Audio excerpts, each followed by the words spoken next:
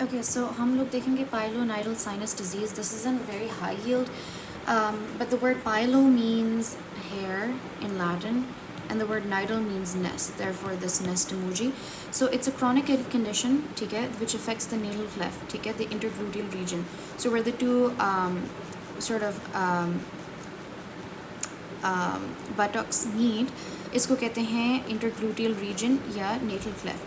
تو like I said نیم اس کا کہاں پر ہے, تو اس کا جو ڈیموگرافک ہے اٹس امپورٹنٹ ٹو ریمبر کہ this presents in younger males, ٹھیک ہے, ینگ میلز جو کہ between the ages of 16 to 30. I just want to remind you کہ ہم نے اپینڈیسائٹس کی ویڈیو میں بھی بولا تھا کہ وہ 10 to 30 اس کی ایج پریزنٹیشن ہے. So this is yet another disease that affects particularly young males. It becomes uncommon after the age of 40. تو اس کی most accepted cause, because there is some discrepancy on it, اس کا جو pathophysiology ہے if you will, is as follows. So ہمارے پاس سب سے پہلے یہ ہوتا ہے کہ ہیئر فالکلز ہوتے ہیں نیٹل کلیفٹ میں, تو دیٹ از وائی میلز میں زیادہ ہوتا ہے because they are more hair. So hair follicle in the natal cleft it becomes infected یا انفلیمڈ, اینڈ دا فالکل کی opening is block to a pit forms. تو یہ اس کی اوپننگ ہے, تو جب یہ پٹ بلاک ہو جاتا ہے, جب یہ راستہ بلاک ہو جاتا ہے تو ایک پٹ بن جاتی ہے, ٹھیک ہے.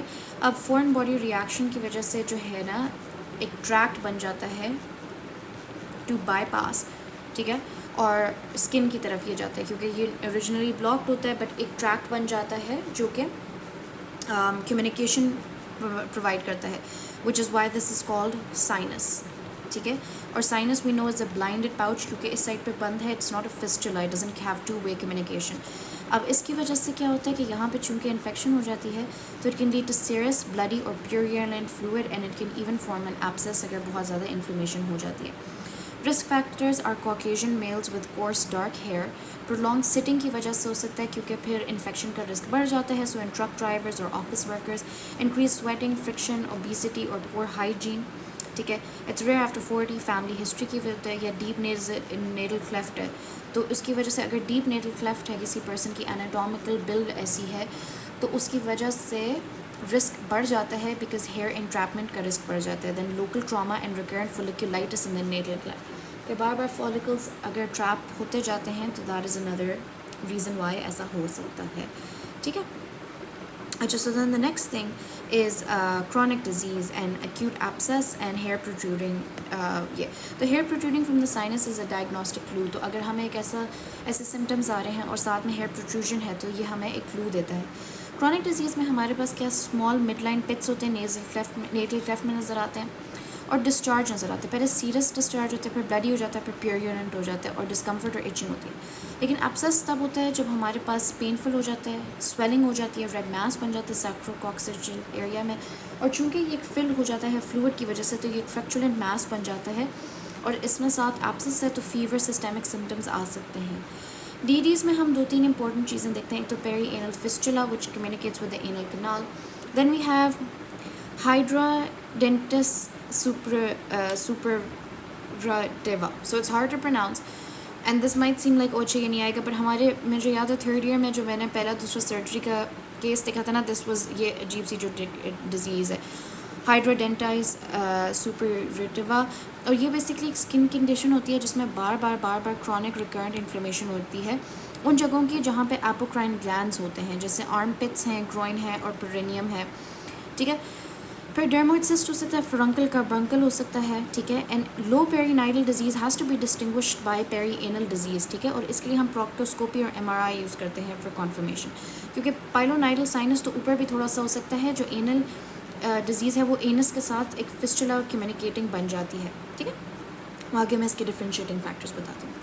انویسٹیگیشنز میں کیا کیا چیزیں امپورٹنٹ ہیں. انویسٹیگیشنز میں ہمارے پاس ہے کلینکل ڈائگنوزز یوزلی ہے, نو امیجنگ از نیڈیڈ. لیکن MRI سیکرم کے لیے ہم کر سکتے ہیں کہ اگر ریکر بار بار پائلونیڈل سائنس ہو رہا ہے تو that is one we do it. اچھا, مینجمنٹ اس کی 2-3 چیزیں. ایک تو یہ ہے کہ ہیئر فالکل کا وہ ہے نا, تو we going to remove the hair, لیکن ہم شیونگ سے اوائڈ کریں گے. یا تو ہم کلپنگ کی وجہ سے کی طرف جائیں گے, یا پھر ہیئر ریموول کریمس کی طرف. پھر ہائیجین کی کمی کی وجہ سے ہوتی ہے تو ہم اس جگہ کو کلین رکھیں گے.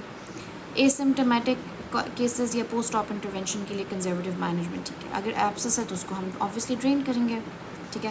پر الیکٹیو سرجری کیا ہے, ٹھیک ہے. ایک یہ ہے کہ ہم اس میں پرنسپل کیا ہے کہ ہم نے ایکسرسائز کرنا ہے سائنس ٹریک کو، کہ جو ٹریک بن گیا ہے اس کو ہم نے ریموو کرنا ہے. ہم نے نیٹل کلیفٹ کو فلیٹن کرنا ہے تاکہ بار بار اس میں انفیکشن نہ بنے اور ریکرنس نہ ہو.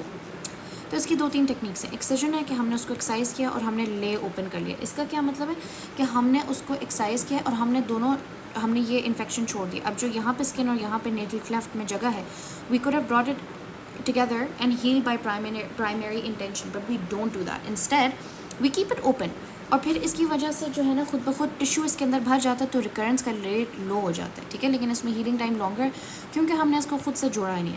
ایکسیجن and primary closure like Karydakis procedure جو ہے، اس میں کیا ہوتا ہے کہ ہم ایکسرسائز کر دیتے ہیں لیکن یہ جو 2 پارٹس ہیں ان کو بھی برنگ دم کلوزر.